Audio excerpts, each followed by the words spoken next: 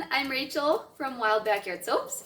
Thank you for joining me today. I'm going to share with you a beginning lesson on how to make container soy candles. It's actually pretty easy to make soy candles. You basically melt down some wax, you stick a wick in the bottom, you stir in some fragrance, you pour it in, let it cool. Ta-da! However, there are lots of little details that are very important. And if you do these, they will help your candles to turn out better, because if you're not careful, you can end up with little sinkholes in your candle, so then it looks all crackly and just not very pretty, or it can shrink away from the edge of the container. You could also get your fragrance oils that you're putting in there not mixed evenly enough.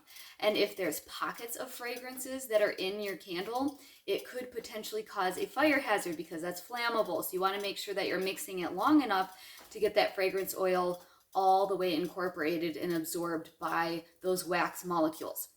So just lots of little things to think about, and make sure that you're doing these tips to help your candles turn out better. And if it's for personal use and it's not perfectly pretty and you don't care, that's okay. The main thing is the safety for this.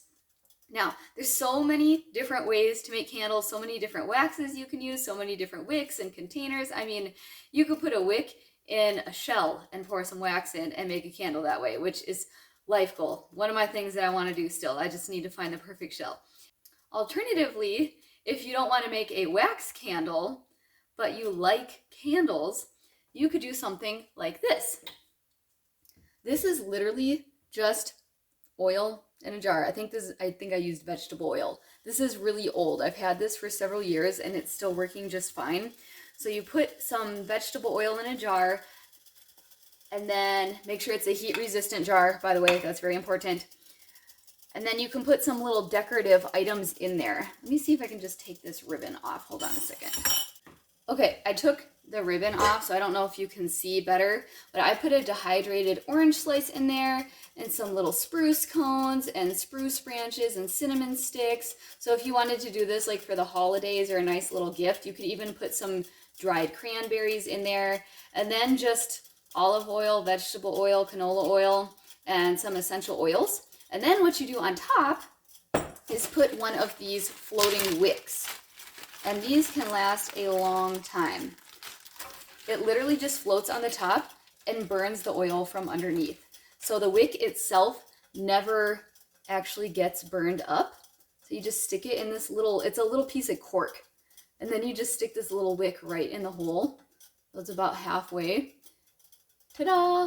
You just stick that on the oil and it literally burns the oil. It burns pretty clean and lasts a long time, and it's very beautiful. So that's one thing you can do. Literally just set it right in a jar of oil and you have a light source, and it's going to be more gentle on your eyes than LEDs and fluorescents, of course. Sometimes it's just nice for that gentle cabiny feel. I know when I was a missionary in Nicaragua, we used to take a metal cup and turn it upside down, and we'd just take like a candlestick and you light it and then drop just a few drops of wax on the top of the cup and then press the candlestick on top of it and it would hold it in place. So we had dinner by candlelight every night because we didn't have electricity there, and it got light at 6 a.m. and then dark at 6 a.m. So we had a lot of time in darkness before going to bed and didn't want to use up all of our batteries. So eating dinner by candlelight was really fun, although it did attract the bugs. So yes, I have picked many bugs out of my food. That's just one of the things you do when you live in the jungle. All right, enough of my rambling. Let's get all of our supplies together so we can make these candles. So first you need some wax. In this case, I got golden soy wax. And I just bought a 50-pound box of this stuff because I plan on making a lot of candles for the holidays. And what you would do is put it in a double boiler system. So let me crank this down so you can see what I'm doing right here. You want to get your wax melted to like 185 degrees before you mix in your fragrance oil. So this isn't quite there yet, but for the amount of candles I want to make right now, I just needed a tiny bit more wax. So I'm going to go ahead and add this in right now. And I'll stir that around. You want to make sure you're stirring gently. If you stir too vigorously, you're adding more bubbles to the mix, and we don't want those bubbles because then you have little sinkholes that can form in your candle and it's just not going to look as pretty. There we go. So I'm just stirring very gently here. And I'll let this sit for a little while longer. They recommend getting up to 185 degrees, and as the wax heats, it expands. So that's part of the theory here. And then when you add in your fragrance oils, this particular wax says to do about a 7 to 9% fragrance load. So I have 53 ounces of golden soy wax right here. So you would basically just take 53 times 0.07 or 0.08 or 0.09, depending on how much you want to do. And that ends up being, I think I did like 3.7 ounces of fragrance for this.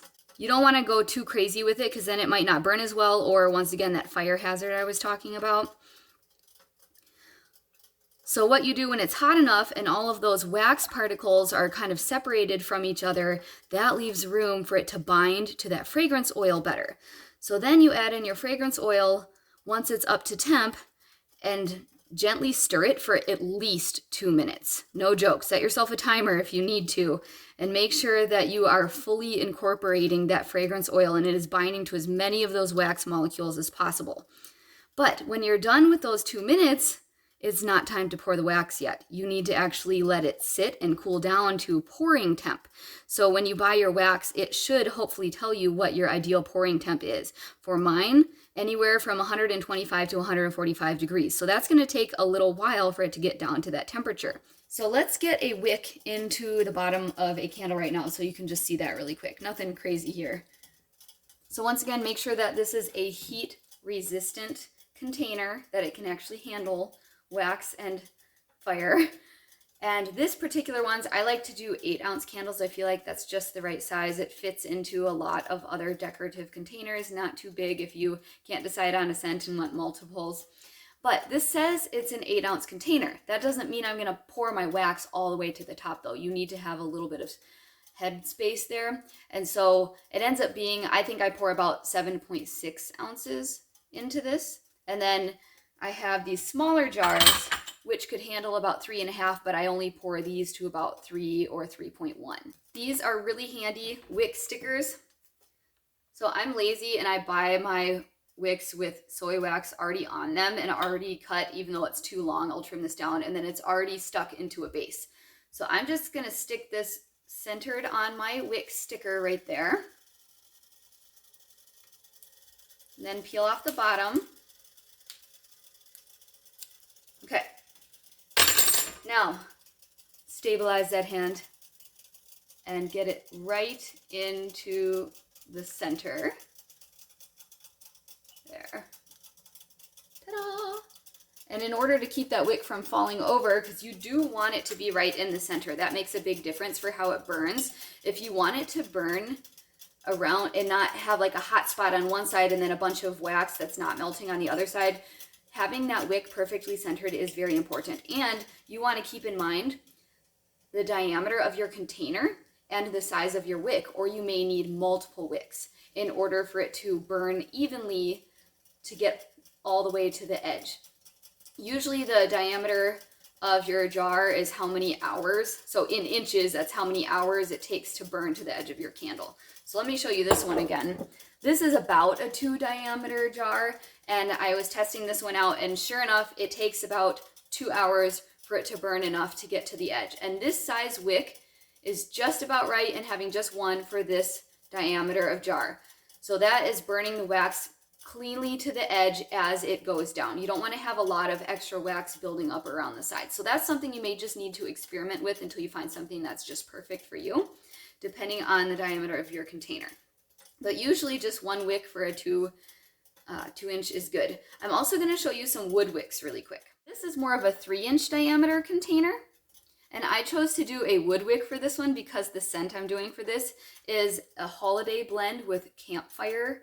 It is so good. It's probably my favorite. Anyways, I felt like a crackling wood wick would be perfect for something like this, but for wood wicks, they don't work as good with soy wax. So you need to soak them in olive oil first. And for soy wax too, unless you're going to put additives in to help it burn better, probably going to want to do a double wooden wick. So let me show you up close what I'm talking about here. So this is actually 2 wicks put right together, and then there's a little metal clip that clips it in. So you want to soak this with a little bit of olive oil first. And then when you're pouring the candle, you should pour a little bit of wax over the top of it just to give it a little fuel to start burning. And then one trick with wood wick candles, if you want them to burn better, I've experimented with this. If you leave it at like a 1/2 inch or a 1/4 inch, like this is way too long right now. I still need to trim this down. You really want it to be like 1/8 inch for maximum burn. Okay, so I have my trimmers right here. I'm actually gonna trim this down, and I'm gonna close my eyes because they go flying sometimes. All right, so that is a lot shorter, but this is going to catch fire and stay burning with a nice flame longer, and it's going to burn more evenly and further out to the edge because you need that flame for it to burn evenly. So yeah, just a couple of things that are good to note about the wood wicks if you like those, because I love the look and the little flicker of it. So right now the wax is only at 136 degrees, so I still have a little ways to go before it's ready for me to add the fragrance oil. So I'm going to turn the camera off for a bit here until this is ready, and then I'll show you the next step. Candle making takes a lot of patience, getting things up to temp and then cooling them back down, but you only have to wait overnight before you can use them, unlike soap, thankfully. So I've got my temperature almost 185. It's not quite, but from my experiments in the past, I don't quite do it that high, and it still works out okay. I would recommend wearing something to protect your eyes and your hands because I have gotten hot candle wax and fragrance oil splashed in the corner of my eye before. That was not fun. So I'm going to put my glasses on and just some thin gloves. This will be fine. The fragrance I have chosen for today, fresh brownies. Oh yeah, I am really excited about this. So I'm going to pour this in here, and thus begins the 2-minute timer.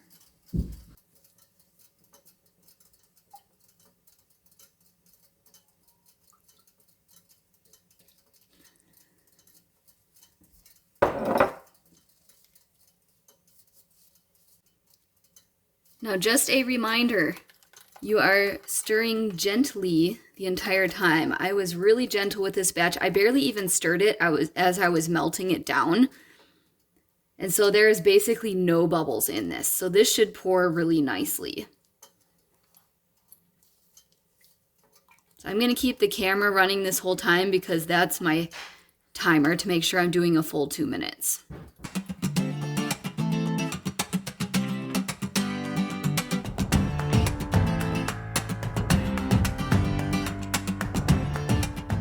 I went ahead and did a little over 2 minutes.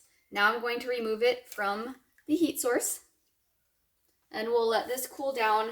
I think I'm going to do about 140 degrees for pouring today, just so I don't have to wait as long, and that's worked fine for me in the past. So ideally, before you started all of this, you would already have all of your wicks and your jars and everything ready to go with the little wick stabilizers on top. But right when your candle wax is almost cool to your pouring temp would be the perfect time to put all of your candles into a casserole dish and put them in the oven, and then just turn it on to your lowest setting, literally for like 7 or 8 minutes. That's going to be enough to warm them up just slightly, but you don't want to heat it up too much because you can melt some of the wax off of the wick, and that is pre-dipped, so you want to keep that wax on there if you can. As that wax cools, it contracts. So if you can help them stabilize the temperatures a little bit, then you won't have wax pulling away from the sides of the jar quite as much. I'll try to show you an example of that really quick. Okay, so the top part is still mostly stuck to the wall, but the bottom part kind of contracted a little bit too. So avoid that from happening. We just don't want to have as much of an extreme temperature fluctuation between your pouring wax, which will be maybe like 130, 140 degrees, and then your glass jar, which might be 65 degrees or 70 degrees, depending on the temperature of your room. So that's the idea here, is to just have these a little bit warmer, not too much though. You don't want to melt off the wax that's dipped on your wick. All right, so I have already done that. My candles are already heated up a little bit. One tip is to put these on a cooling rack, so that way as they cool, they will cool more evenly. And then if you need to rotate it around to be able to get to them as you're pouring, that's really helpful as well. So I am ready to go.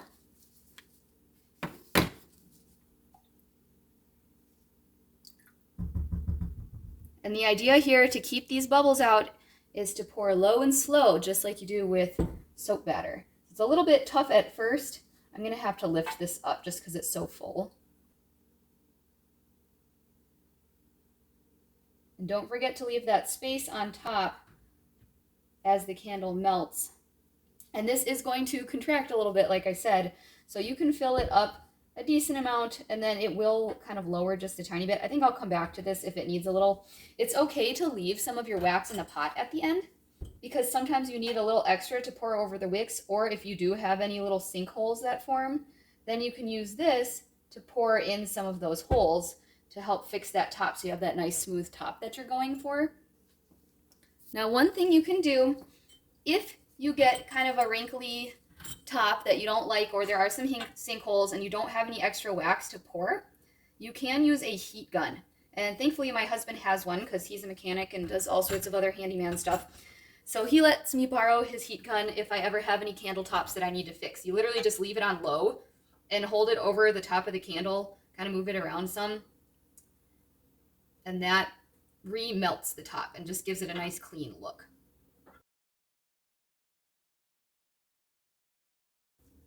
I am dripping on the counter just a little bit as I'm doing this. So one thing I will say is having a scraper, like something you would use for scraping dirty dishes, is really handy for cleaning this off the countertop. Whoops. Ideally, you would want these jars to be not quite so close to each other either, but I wanted to be able to fit my entire batch on one cooling rack this time, just for the sake of this video. I am starting to get just a few little bubbles in some of these, I'm noticing, but you can always take the candle and give it a tap on the counter.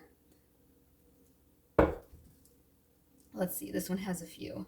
Remember, it is hot, but I'm just going to gently tap this. And one other thing you can do, as it's cooling, if you're keeping an eye on these as they're cooling and you notice some of those bubbles forming or rising to the top, you can go in with like a little toothpick or a bamboo skewer and help poke some of those to help remove those air bubbles to give it that nice clean look that you're going for.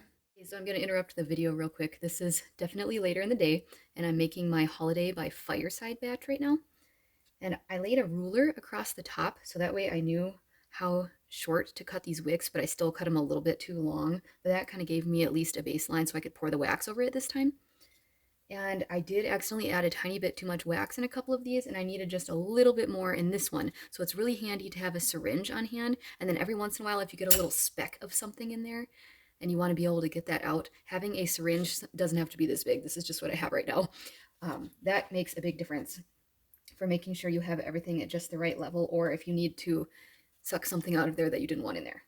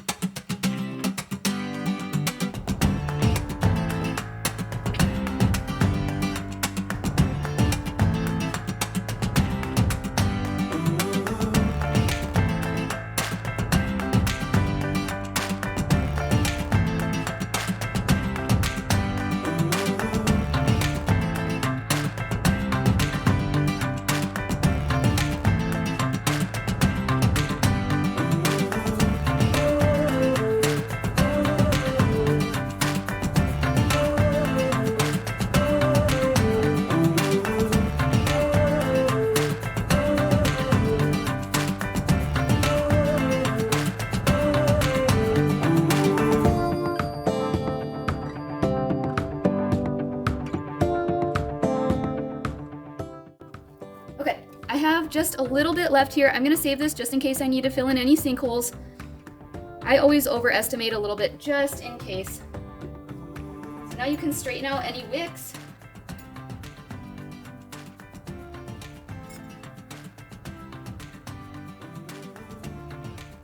And just come back and check on it every once in a while as they're cooling to see if you need to poke any of those holes. Other than that, you just let this cool overnight, and then you can come back to trim the wicks to about 1/4 to 1/2 inch.